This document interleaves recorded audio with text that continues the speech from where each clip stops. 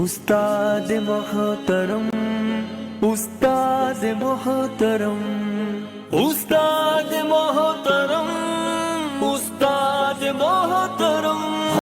ای باز نگفتن من یک گپ به شما بگم باز زیاد مورد تنقید قرار میگیرین. نویست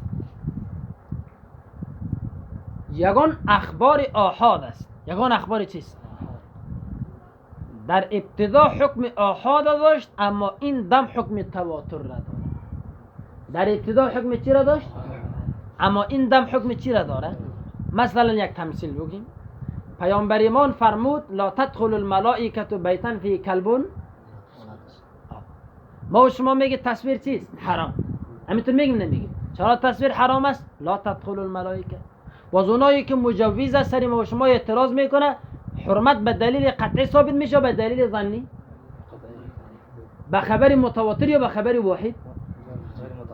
اما حدیث لا تدخل الملائکه حدیث چیست؟ واحد است. از این شما چرا ثابت کردن نمیتونید؟ جواب میکنیم نه. این حدیث لا تدخل الملائکه در ابتدا حکم آحاد داشت، ولی فعلا حکم تواتر داره. حکم چی داره؟ تواتر از خود یک قسم نیست. تواتر به 4 قسمه.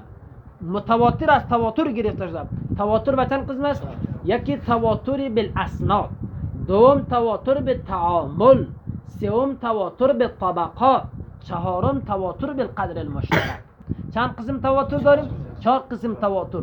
تواتر بالاسناد، دوم تواتر بالتعامل، تواتر بالتعامل، سوم تواتر بالقدر المشترک و چهارم تواتر بالطبقات. انشاءالله هدف را گرفتیم. و کسایی که حدیث لا تدخل الملائکه را خبری واحد میدانه متواتر نمیدانه.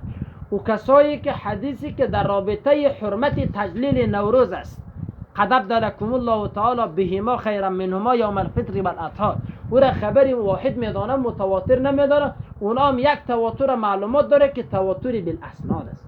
تواتر چیست؟ از تواتری به تعامل اونا معلومات نداره.